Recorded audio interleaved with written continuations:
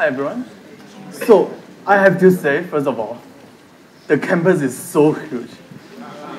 It took me over half an hour to get here, to find this place. And so I have to go like up hills and downhill and up again. And to be honest, right, for people in my shape, it's really difficult.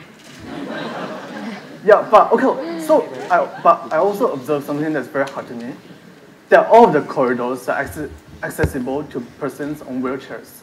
So let us imagine this scenario where you're walking in the campus and you see a person with intellectual disability who is rolling on a wheelchair and is accompanied by a nurse.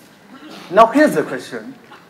Would you rather approach and speak to the person or speak to the nurse?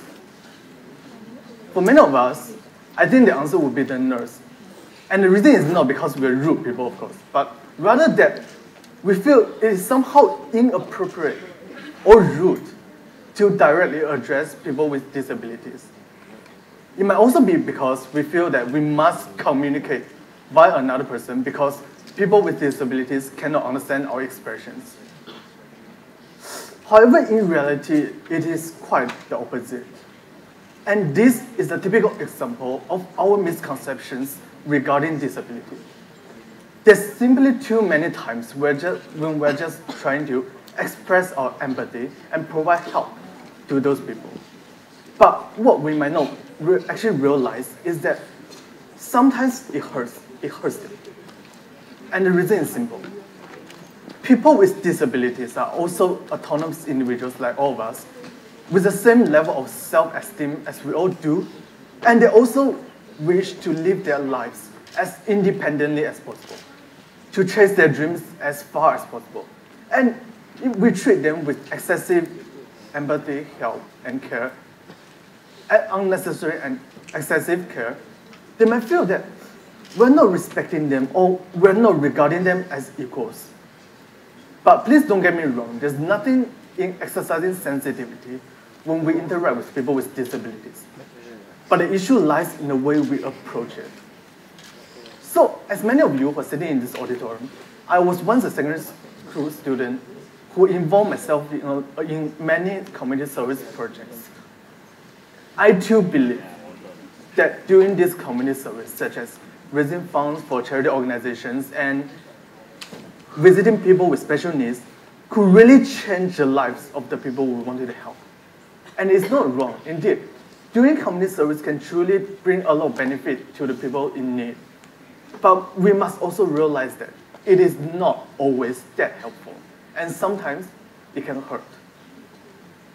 I didn't realize it until about 1 year ago, when my friends were sharing about their volunteering experience. One of my friends, she's a long-term volunteer at a local institution that cares for people with intellectual disabilities. And she told me that the student volunteers like her actually struggle in communicating with the kids there, because we must know that people with intellectual disabilities sometimes cannot follow social conventions as we do. And some of them also struggles in expressing their feelings, what they think, and their ideas. So, as a student who has never undergone any training in how to take care of such people, she told me this. From the facial expressions of these kids, I can tell that they're not really happy when they're with us. And I think that this is definitely not an isolated case. There are simply too many times when we're just too eager to help people without noticing that we might actually doing it the wrong way. So, indeed, there's nothing wrong in helping, and the intention is good. But there's one question. One simple, crucial, yet severely overlooked question that could truly transform the way we look at charity. What do our beneficiaries really need from us?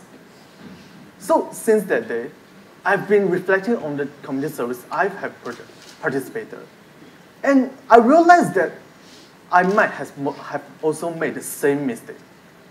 While I'm always willing to help, I didn't actually know these people well. I didn't quite understand who they are, what their personalities were like, and most importantly, what they really need from us. So, but it goes without saying that I do not wish my service to hurt anyone. So this thinking process is actually the origin and inspiration for Project Synapses. Project Synapses is a student-initiated project, charity project by me and my friends that aims to help people with cerebral palsy, which is a form of physical disability. And we collaborate with Cerebral Palsy Alliance Singapore, which is also known as CPAS. So at first, we're just like many student-initiated projects. We go on the streets and sell merchandise to raise funds for CPAS. And we also do some form of online advocacy to raise awareness for cerebral palsy. But after the talk with my friends, I actually started to ask this question to myself. What do they really mean? So to find the answer, we paid a visit to the CPAS campus.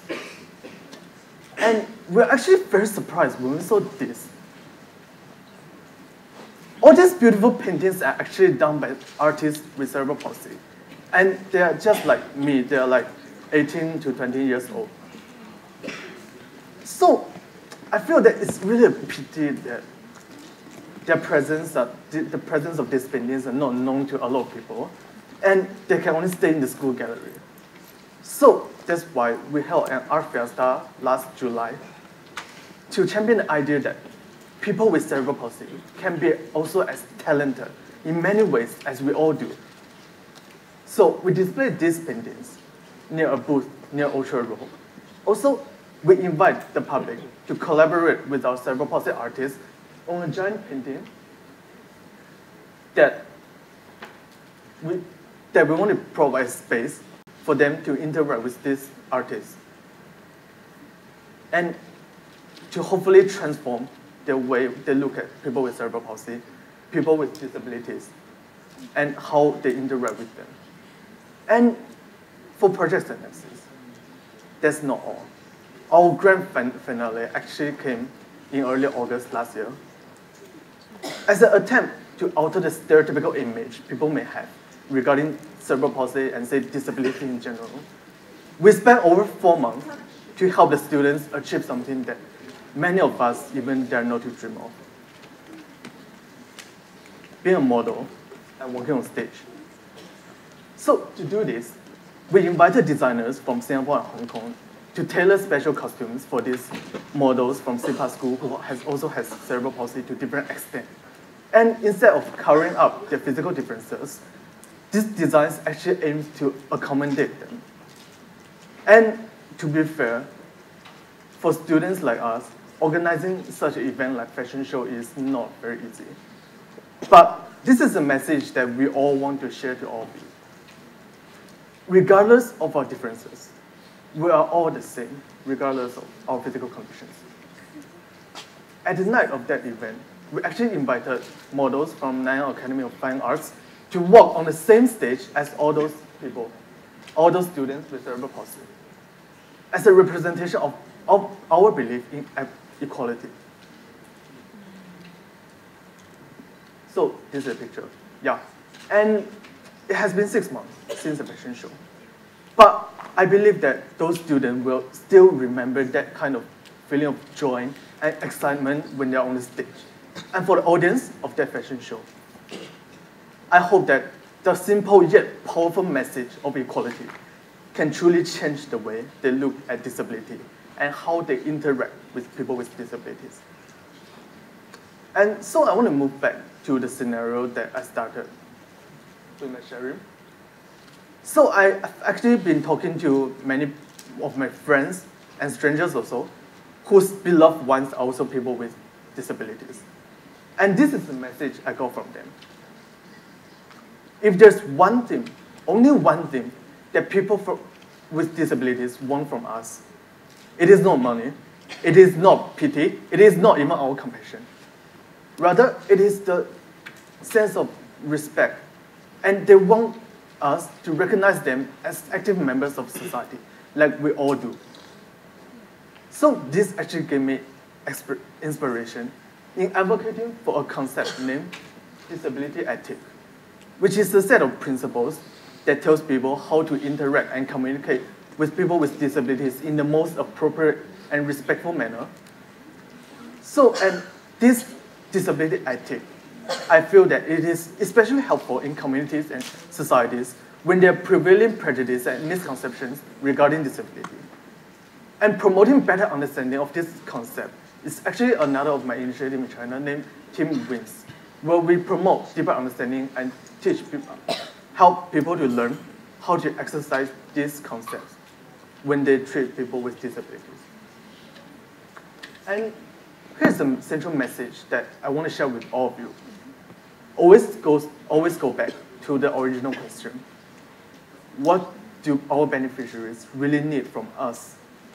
So, to get to know them, treat them as equals, put yourself in their shoes, and hopefully do something that could truly transform their lives. And if we can all approach charity in such a people-centric manner, I believe that our society will truly be an inclusive one that provides equal opportunities to all. And I hope we can all remember that it is the respect and equal treatment that really encourages those people with disabilities to live their lives and chase their dreams. Thank you.